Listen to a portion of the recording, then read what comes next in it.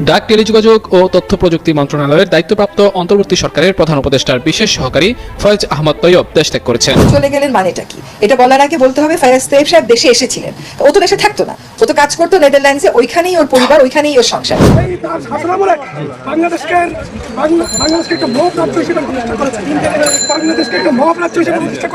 আমরা আদর্শিক রাজনীতি চাই। এই আওয়ামী লীগকে যখন 24-এর পরে, আগস্টের পরে নিষিদ্ধ ঘোষণা করার জন্য জামাত ইসলামের পক্ষ থেকে রিট পিটিশন দায়ের করেছিলেন আওয়ামী লীগকে সারা জীবনের জন্য হাইকোর্ট যাতে নিষিদ্ধ করে। আমি অ্যাটর্নি জেনারেল ছিলাম, আমি দাঁড়িয়ে বলেছিলাম যে পিটিশন নিয়েছেন, যারা পিটিশন নিয়ে এসেছেন তাদের অধিকার নাই একটা আদর্শকে হত্যা করা। নরেন্দ্র মোদী যদি বাংলাদেশে কোনো সরকারের শপথ গ্রহণ অনুষ্ঠানে আসে, তাহলে আমাদেরকে ভেবে দেখতে হবে আমরা সেই শপথ গ্রহণের নির্লজ্জ অনুষ্ঠানে উপস্থিত হব কি হব না। শেখ হাসিনার ফ্যাসিবাদী সরকারের সময়ও 2021 সালে মোদী বিরোধী আন্দোলনে আমাদের ভাইয়েরা জীবন দিতে চিন্তা করে নাই। নির্বাচন শেষ হওয়ার সাথে সাথে অনেক উপদেষ্টারাই দেশ ছেড়ে পালিয়ে যাচ্ছেন, এমন অভিযোগ এনে দায়ের করেছেন অনেক মামলা। তবে সে সকল মামলার কোনো কিছুর তথ্য ভিত্তিহীন বলে দাবি করছেন রেজওয়ানা। তিনি কি বলছেন সেটি দেখবেন আজকের এই ভিডিওতে। নির্বাচনকে কেন্দ্র করে তারেক রহমান যেই শপথ গ্রহণ করবেন কিংবা তারেক রহমান আগামী দেশনায়ক হবেন সে বিষয়টি নিয়ে এখনই আন্দোলনের ডাক দিয়েছেন ছাত্ররা। যদি বাংলাদেশে মোদি আসেন, বাংলাদেশের এই সংবিধানকে উপেক্ষা করে, তাহলে চরম আন্দোলন এবং কঠিন আন্দোলনেরও ডাক দিয়েছেন। এদিকে ইউনূসকে কেন্দ্র করে বিভিন্ন রকমের অভিযোগ এনে তার বিরুদ্ধে মামলারও তথ্য চলছে। বিস্তারিত দেখুন আজকের ভিডিওতে।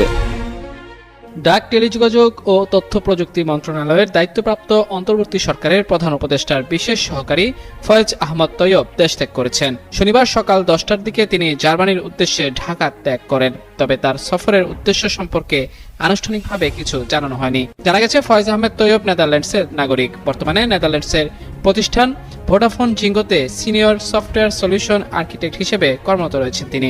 এর আগে 2025 সালের 5 মার্চ ডাক, টেলিযোগাযোগ ও তথ্য প্রযুক্তি মন্ত্রণালয়ের প্রধান উপদেষ্টার বিশেষ সহকারী হিসেবে নিয়োগ পান ফয়েজ আহমদ। এর আগে তিনি তথ্য ও যোগাযোগ প্রযুক্তি বিভাগে পলিসি অ্যাডভাইজার পদে ছিলেন।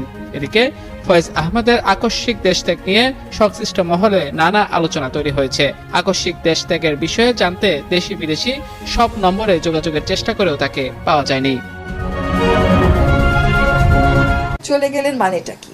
এটা বলার আগে বলতে হবে ফয়েজ তৈয়ব সাহেব দেশে এসেছিলেন, ও তো দেশে থাকতো না, ও তো কাজ করতো নেদারল্যান্ডসে, ওইখানেই ওর পরিবার, ওইখানেই ওর সংসার।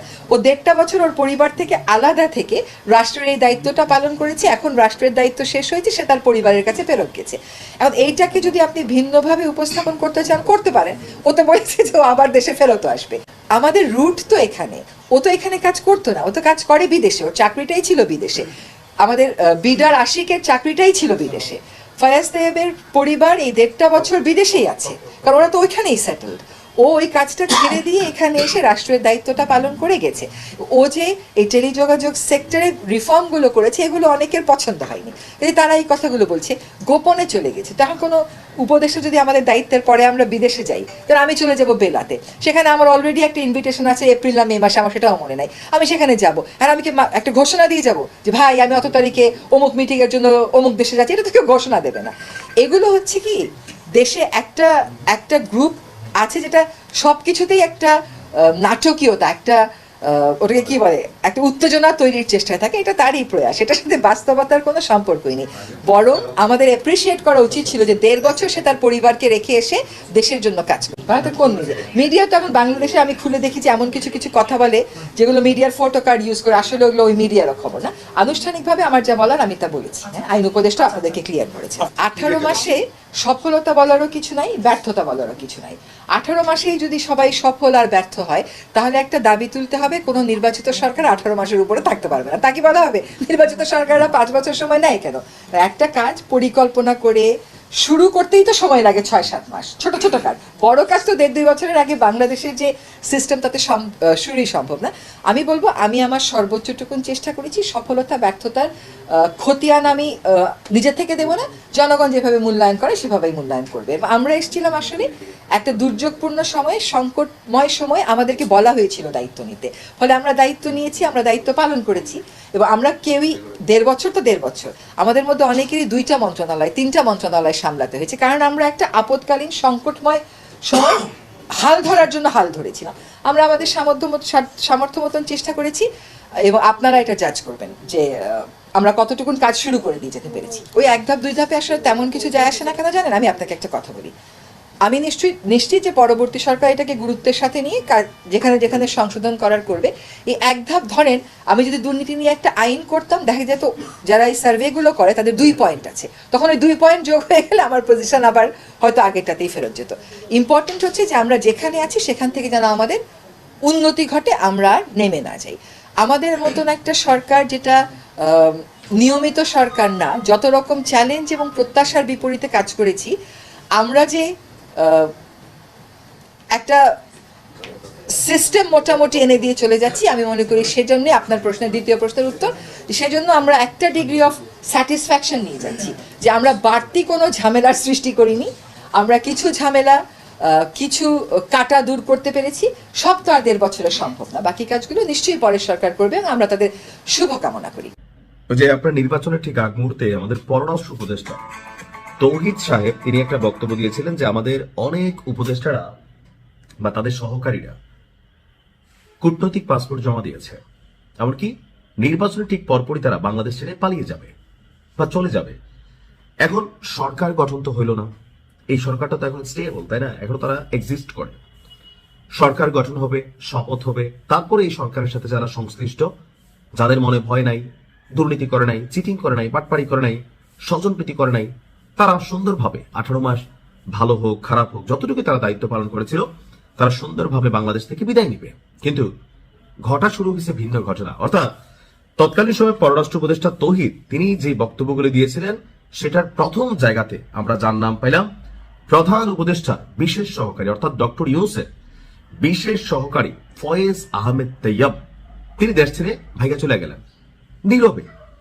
ডাক, টেলিযোগাযোগ এবং তথ্য প্রযুক্তি মন্ত্রণালয়ের দায়িত্বপ্রাপ্ত অন্তর্বর্তীকালীন সরকারের প্রধান উপদেষ্টার বিশেষ সহকারী, খুবই গুরুত্বপূর্ণ বেশ কিছু সেক্টর তিনি আসলে হোল্ড করেছিলেন। এখন সূত্র বলছে সকাল 10টার দিকে, আজকে শনিবার সকাল 10টার দিকে জার্মানির উদ্দেশ্যে ঢাকা। একটু কল্পনা করুন, নির্বাচনের চূড়ান্ত ফলাফলে আপনি বিপুল ভোটে হেরে গেলেন, কিন্তু কয়েকদিন পরে আপনার কাছে খবর এলো আপনি হতে যাচ্ছেন দেশের অন্যতম নীতি নির্ধারক বা সংসদ সদস্য। শুনতে অবিশ্বাস্য মনে হলেও পরিবর্তনশীল বাংলাদেশের নতুন রাজনৈতিক প্রেক্ষাপটে এটি হতে যাচ্ছে বাস্তবতা। ব্যালট যুদ্ধে হেরে গিয়েও অনেক আলোচিত নেতারা কিভাবে সংসদে পা রাখতে পারেন, সেই সমীকরণটি এখন সারা দেশে টক অফ দ্য টাউন।